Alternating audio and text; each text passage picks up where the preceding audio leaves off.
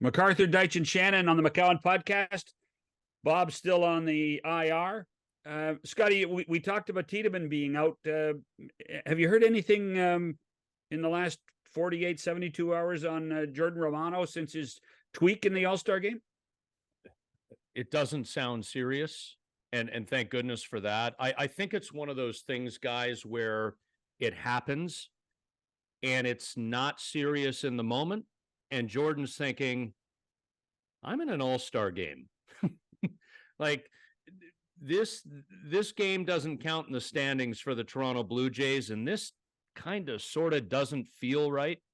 I don't need to push through this and create a 10-day IL stint or because when it's down there, lower left back, like, you can get into the oblique, you can get into other core issues. Why risk it?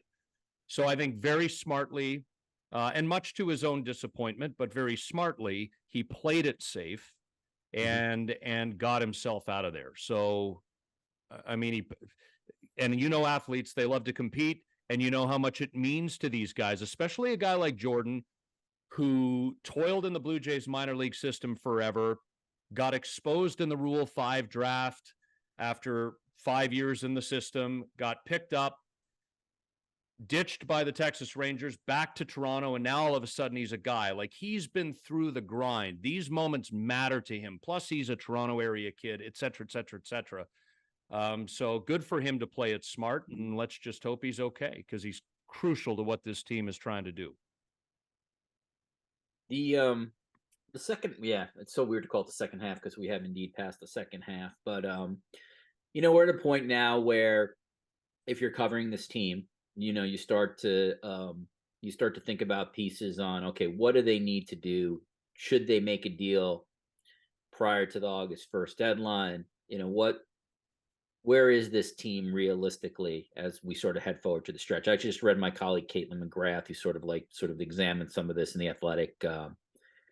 And one of the things that stood out to me that's been interesting about this team, and I think everybody knows this, is they have struggled significantly when it comes to runners in scoring position. And their record in division is awful. And that's really been the story of the year. It's interesting. If you flipped, and this would be asking a lot, but if you flip their record against the Red Sox and the Orioles, they'd be in first place. That's how bad they've done it. I think they're 1-12 against those two. So I think the team is good, and I do think it's a postseason team, Scott. The real question to me is, one, how do you calculate what you hope or expect from Manoah versus reality in terms of, do you need additional pitching help? So that's part one. And then part two, I do think the lineup could use some improvements, and here's my but those improvements could come from a better second half from Vladdy and a much better second half from Kirk. So it's kind of interesting in that you could leave everything as is and having a phenomenal second half, but there's a big risk in not doing anything. So if you're Atkins, Shapiro, et cetera, how do you examine this right now? I'll tell you this, Richard. If I'm going to answer that question, I better have Shapiro's and Atkins' salary. Yeah. They're the ones tasked with this. And I think the way you laid it out, because I was going to, as you were talking, I was going to answer your question with a question. So I will still do that because I think it's an interesting jumping off point. Are you both comfortable with the idea that Alek Manoah and Hyunjin Ryu can join this rotation? And we know Manoah's come back, so Ryu can join this rotation and make it 6. Hope for health, because goodness, they have had wonderful luck in the starting rotation with health in the first half, and it would be great if that could continue. But if I said they would have 6 starting pitchers without acquiring anybody from the outside, are you okay with those 6? My short answer is yes. John? No, I am happy if they can stay healthy. Yeah. Because okay. Because I'm not convinced there was anything physically wrong with Manoah, more than anything. But that's really one of the great stories of this club this year, is the health of their starting pitching, isn't it? Well, it's been, yeah, I mean, they've been extremely fortunate. I think it was, I want to say it was the 2016 team that had similar luck in that they essentially went 1 through 5 all season long. So if you get that, like, embrace it and take advantage of it, because it doesn't happen very often. My point is the notion of maybe a 6-man rotation to take some of the wear and tear off of Gosman, to take some of the wear and tear off of the Barrios and the Bassett's of the world. And that allows Hyunjin Ryu, who is coming off a very serious injury, Tommy John surgery, and who always has preferred, especially because he had extensive shoulder trouble when he was a Dodger, has always preferred the extra day's rest. If Ryu becomes a guy who throws 75 pitches for you in 5 innings every 6th game, that's pretty good.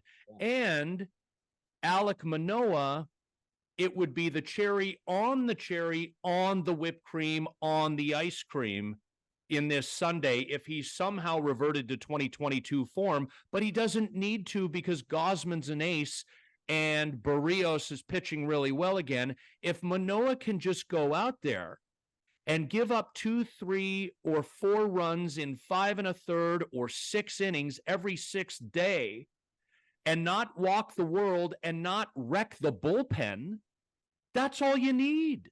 Great.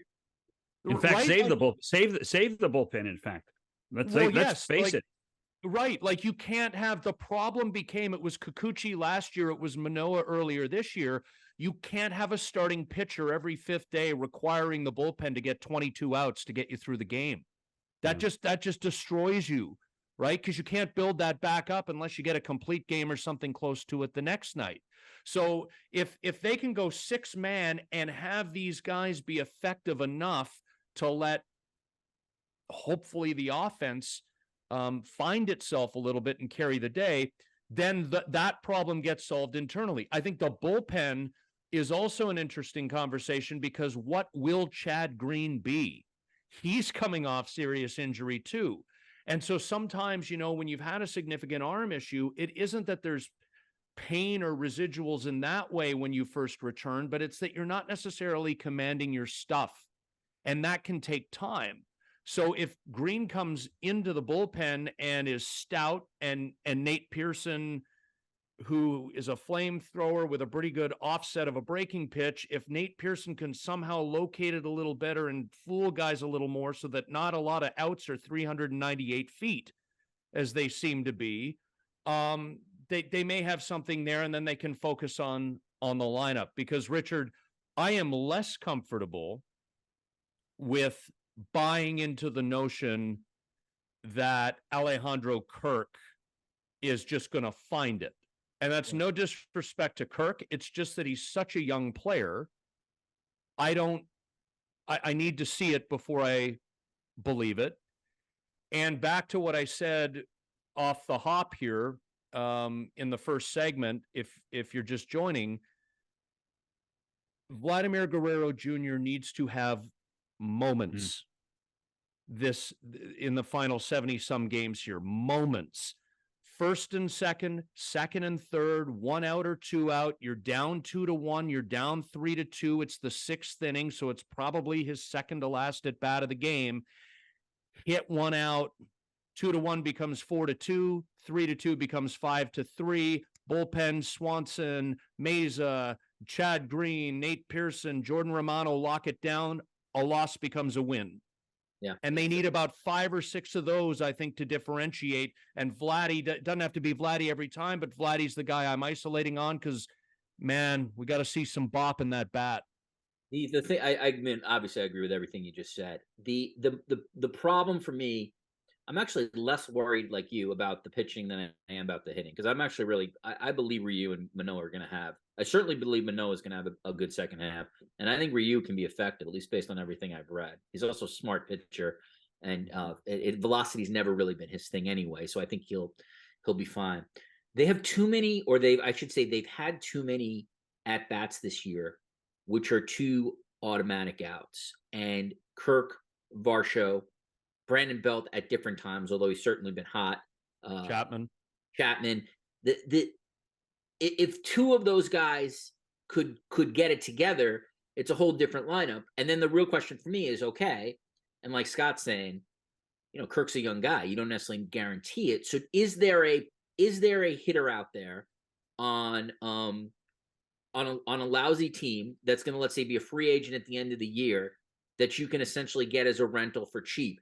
The Merrifield deal is incredible. Actually, in hindsight, that's been a great deal. So my thought is there anybody out there like similar to Merrifield on a team that's not very good who you can get for essentially nothing, and that would give your bat a little bit of juice? I haven't scanned enough of the league to know that, but that's what I would look for.